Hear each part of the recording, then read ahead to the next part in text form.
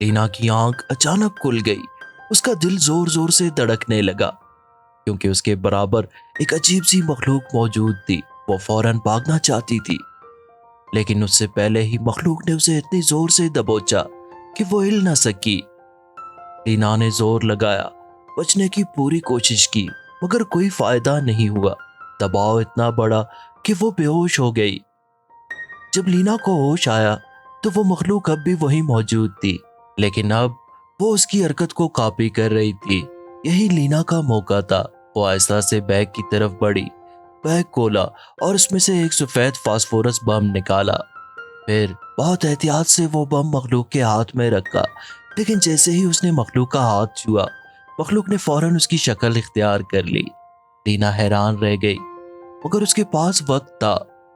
اس نے فوراً بم کا پن نکالا اور تیزی سے لائٹ ہاؤس سے باہر نکل گئی۔